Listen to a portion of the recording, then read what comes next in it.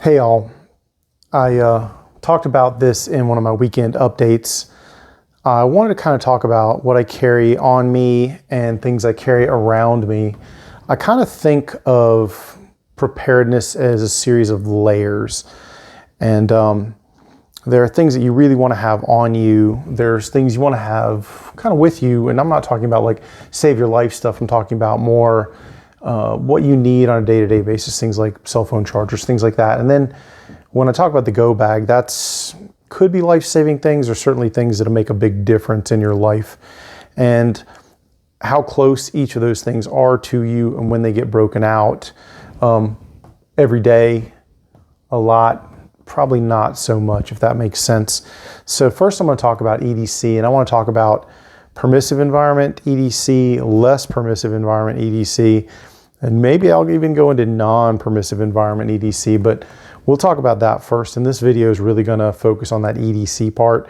I'll do other videos on these other two pieces because each of them could start to get pretty long. So stand by for a little camera move, and then I'll get into what is actually on me when I'm at work. Okay guys, this is what I carry. Where I work, it's a pretty cool place. Nobody really cares what all's on you. And I probably go mostly from least exciting to most exciting, but wallet. Second wallet. By the way, guys, if you don't have cash on you, I know some of you guys are cash averse, but and you should have multiple denominations because cash is king. If things go sideways, then you definitely want to have some cash available to you. I can't really stress that enough. Obviously, work keys. I think some hackers can actually take a look at keys and create duplicates, so let's not dwell on those too much. Other key ring, and these are my personal keys. I don't think there's anything on here that's super exciting, but of note, handcuff key. Even if you don't work in the same profession as me, having one of those available is not a bad idea.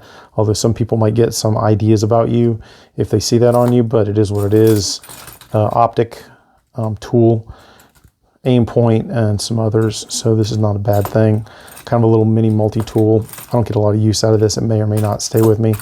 Key fob for the car. Flashlight. This is a Fenix PD36 TAC. I have been carrying this almost continually since they first came out, guys. It is pocketable because it's got a lockout so that no inadvertent pocket activations, so you don't have to worry about cooking your junk or burning a hole in your pocket. Multiple modes. If you click it off, you have the gentle mode and then the TAC mode that's all the lumens. But in the lockout mode in the middle there, perfectly safe in your pocket. Rechargeable, right around $100 on Amazon, less if you've got a military or police discount. And but this is still my favorite of the duty / EDC lights. If you can get away with something this big in your pocket, doesn't bother me. But I realize if you're one of my 3 female watchers, you may not have as much pocket room as me. Maybe there's better options for you, but I love this light. Let's see what else. I vary what knives I carry, but the past few days have been a BFK knife kind of mood. This is Spyderco Manix 2 XL. I might do an actual video on this thing at some point. It is big. The problem with this one is it takes up almost all your pocket real estate, so it's not my favorite. And it's especially not one that I would wear if I was wearing, let's say, a suit and tie. Too much knife. But if you're wearing cargo pants like I currently am, then it's not a bad deal at all. Let's see what else we got here. Mechanics gloves in one of my cargo pockets, light duty. These are the 0.5s, but these things rock. Station identification, so if I have to tell anybody who I am or where I work. Let's see, on my belt. A spare magazine, not because I think I'm going to get into the zombie apocalypse, but if you need a gun, the number one thing that is prone to fail on that gun is a magazine. So having an additional magazine with you opens your options up considerably. Let me pop off my belt here. See if I can do this without disturbing my microphone. Soft T, I think this is a 3rd generation Soft T wide on a Filster flat pack. Sits on my belt, doesn't get in the way, very unobtrusive. I've been carrying this a long time. It is an easy way to keep a tourniquet on your person, and absent like an ankle kit or some other means of carrying around medical gear, this is my favorite. Let's see. For my work, the Aries Aegis belt, which I like quite a bit. It's not a dress belt, guys. So if you need a dress belt, there's others, and I can mention some of those. And lastly, the moment you've all been waiting for, Glock 17 Gen 5 MOS with a Holosun 509T on it. Other than that, it's a pretty stock gun. Like no aftermarket triggers, no goofy stuff. In a Safariland holster. This is one of the 7 series.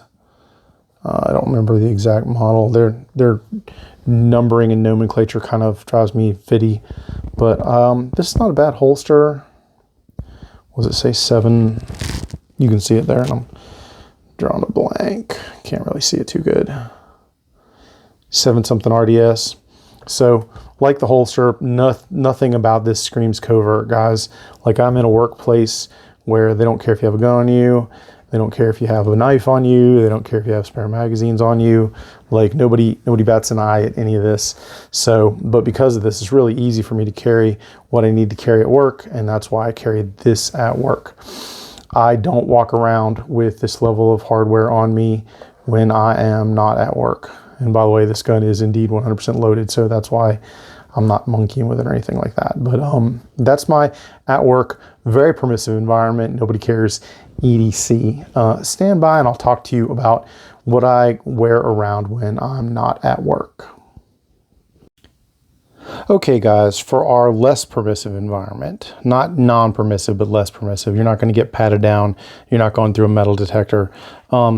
Everything has to get a little smaller and more concealable. So here I have a Glock 19 and Appendix carry holster made by Carry, who does awesome work, by the way. Just your standard Glock 19 Gen 5. This one's been direct milled by Aegis. It's got a Holosun. And man, this is like the cheapest Holosun ever. It's like the 407C. Does not get any flex points if you're trying to flex on the pores, but man, what a durable optic. Also a striker control device on this gun. It's one of the old ones, not one of the new ones. Gotta love them though. This is one of the last ones from Tao before they stopped making them. Now Langdon makes them. I'll try and put a link to that. Anytime we carry an Appendix, guys, I really like to have that striker control device. Other than that, guys, the gun, it is loaded, so, but stock, you know, just better sights and better sighting. So excellent gun there. For me, not too bad to conceal. Spare mag also inside the waistband. I carry this one on one hip crease, this on the other. So I still have not quite the capability of a full-size duty gun, but man, it's darn close. You can do a lot of work with Glock 19, guys.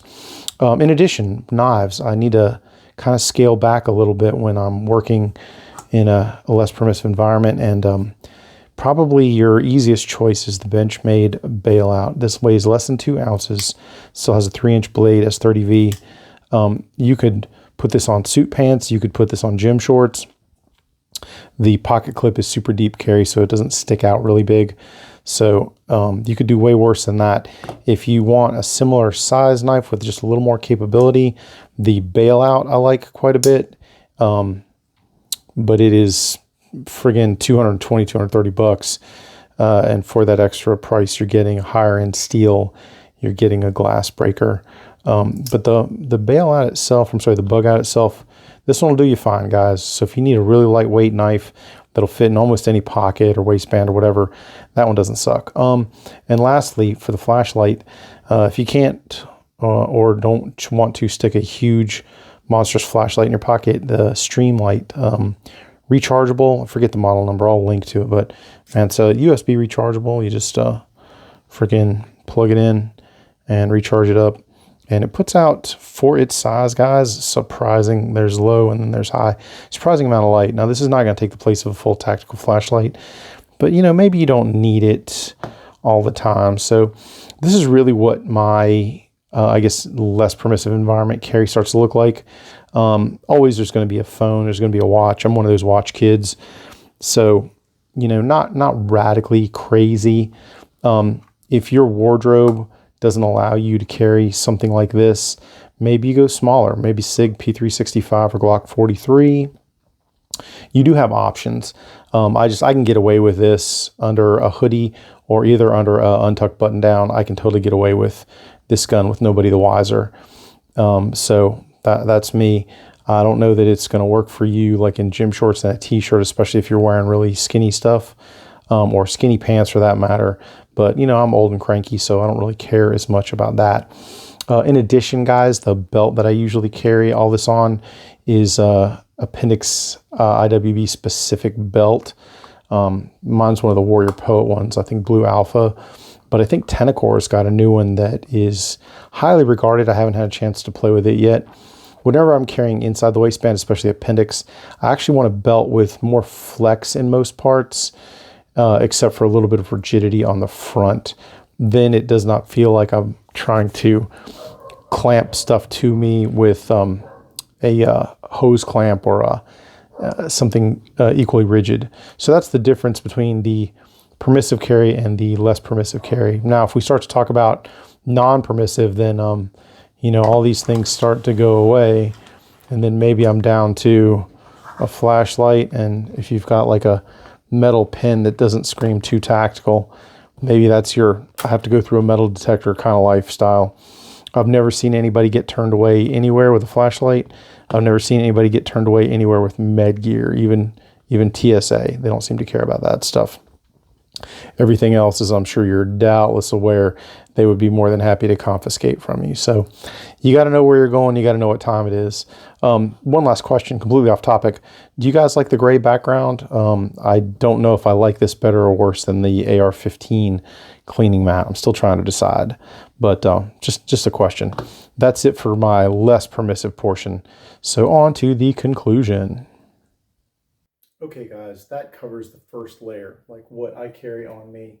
Now, like I said before, I work in an environment that's pretty permissive and pretty casual. So a lot of things that I might need to have, I already have on me. If you work in an environment that is not permissive and you wear dressier clothes, then probably part of your next level or your final level needs to be some more sensible clothes and a decent pair of shoes in case you have to hike someplace or do anything besides very casual walking. I found out a long time ago that hiking long distance in dress shoes really sucks. So just some thoughts for you.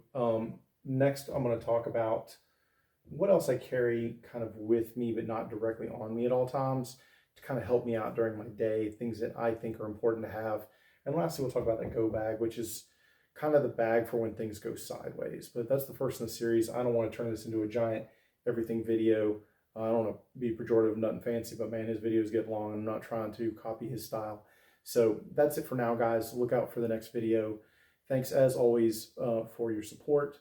Please do like, comment, subscribe, share with your friends. Like I said, 100 subscribers is my goal. We'll see if we get there. Maybe I'll buy a better camera. Until then, guys, stay safe. Take care.